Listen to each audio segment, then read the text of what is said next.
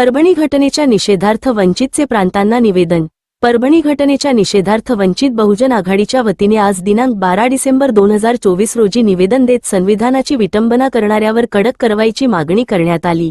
परभणी येथे दलित बांधवावरती combing operation तात्काळ थांबविण्यात यावे, अन्यथा समस्त आंबेडकरी समाज व संविधानावर प्रेम करणारे नागरिक रस्त्यावर उतरतील व होणाऱ्या परिणामास शासन प्रशासन जबाबदार राहील, असे यावेळी तालुकाध्यक्ष म्हणाले। बाबासाहेब आंबेडकर यांच्या प्रतिमाची त्याच्या निषेधार्थ इथे आम्ही नोंदवण्यासाठी प्रांताधिकारी साहेबांजवळ आलो होतो। त्याचप्रमाणे ज्या नराधमाने जे विटंबना केले बाबासाहेबांची आणि संविधानाची, संविधान म्हणजे काय एक असं एक साधारण पुस्तक नव्हे, संविधान म्हणजे या देशाची आत्मा आहे आणि त्या आत्माला कोणी जर दुखवत असेल तर त्यांना आम्ही सोडणार नाही।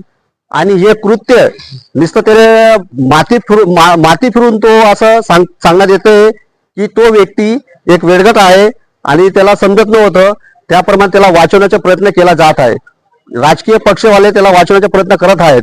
तर आमचं मागणी आहे, सर्व आंबेडकरी जनताची ज्या संविधानाला मानतात सर्वांची मागणी आहे की त्याच्यावर कठोर कारवाई करण्यात यावी, त्याला रासुका लावून त्याला लवकरात लवकर अटक करण्यात यावी आणि त्याच्या मागचं जे सूत्र आहे तो तर आहेच, तो तर एक नरम, पण त्याच्या मागचे जो प्लॅनिंग आहे ज्या पद्धतीने अजमेरवर दगडफेक करण्यात आली, त्याच्यानं नुसता 2024च्या निवडणुका झाल्याने मुख्यमंत्री शपथ घेताच अत्याचार अन्याय अत्याचार सुरू झालेले आहेत।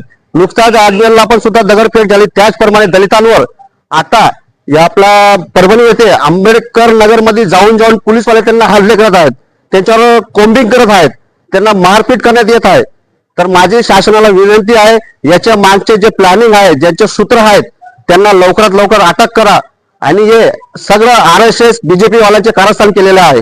त्या माझी सरकारला, गव्हर्नमेंटला, शासनाला मागणी आहे की त्या लवकरात लवकर त्यांच्यावर अटक करावी आणि याचे मागचे सूत्र काय मागचे सूत्रधारांना सुद्धा पकडून आणि त्यांना जी कठोर कारवाई असेल, रासुका नव्हे, माझी तर अशी मागणी की त्यांना भर चौकात त्यांना फाशीची शिक्षा झाली पाहिजे। याचे कारण आहे जेणेकरून कोणीही या संविधानाकडे वाकडी नजर करणे बघणार नाही।